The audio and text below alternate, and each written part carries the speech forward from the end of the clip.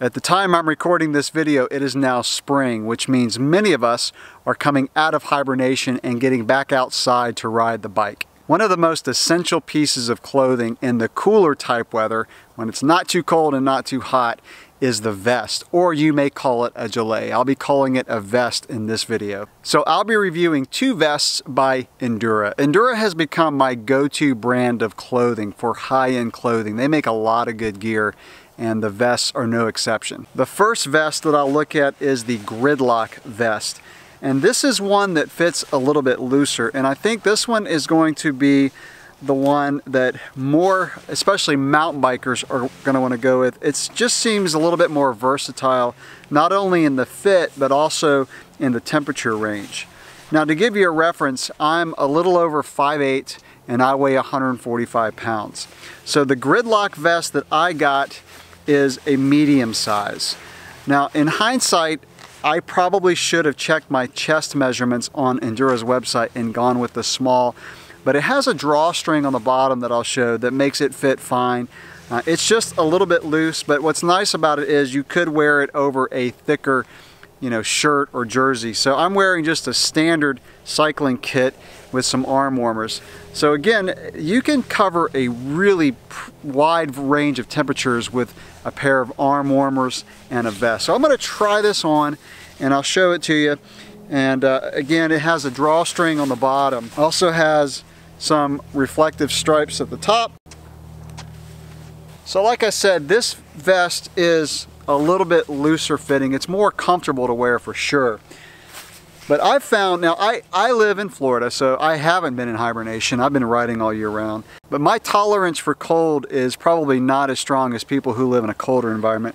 And I found that this vest goes down to about the upper 40s, and I can wear it up until the low 60s and not get too hot because it does have a mesh back. So again, I like the temperature range of this, and because it fits a little bit loose, I actually find that it helps me in cooler weather. So again, up into the upper 40s, because it's not clinging to my jersey. The other one that I'm going to show you fits pretty tight, but the Gridlock, like I said, is a fairly loose fitting vest. So on the back of the vest, you have a loop for clipping on a light and some more reflective stripping there for riding at night. Inside the collar, you got some fleece material, which also helps keep in the warmth. And you also have a drawstring at the top, so you can cinch down the collar. So this is what the collar looks like if you were to cinch down that drawstring at the top. So it just kind of pulls it tight to your neck in case the temperatures start to drop. And there is some elastic in the armholes to kind of keep it snug, again, so it doesn't really flap around. So that is the Gridlock vest or gilet by Endura. And again, it's very comfortable and covers a pretty good range of temperatures. And by the way, the Gridlock retails for about $70. The next vest that I'll show you, first of all, it does come in a bag, and this one packs really tight. So this one is called the F260-Pro Adrenaline Race Gilet, or I call it a vest. And so the bag, by the way, does have a drawstring if you want to cinch it down. Like I said, this fits in your jersey pocket really easily. So this is a vest that I found that is good for wearing if the temperatures are going to warm up and you want to take it off later, or if you're out on a ride and the temperatures may drop. It's one that packs so easily, it's just worth it to keep with you. It's also, I'm pretty sure it's waterproof. And so it's also nice in case the weather may turn and it may start raining, but you don't really, it's too warm maybe to wear a full-on rain cape, and this would keep the water off of your core. Now this one I got after I got the Gridlock, and I got the small, and I wish I would have gotten the small Gridlock and the medium of this one, because this one is very snug. Now I'm pretty fit, I don't have a lot of body fat, but this one, it just feels pretty snug. Now it does stretch, so it's a stretching material. It's a form-fitting vest, and it also has some fleece inside the collar. So I'm going to try this on. So this one is probably geared more towards the racer. In fact, you can see your numbers for road racing or cyclocross. If you had a number pinned on your shirt, you can see them through the vest. There is no mesh back, so it's the same material all the way around. To me, it's not as comfortable as the Gridlock, but it does not flap around at all in the wind, so it's going to be very, very aerodynamic and very fast. So zipping it all the way up, again, I have my cycling kit on so you can see how these fit.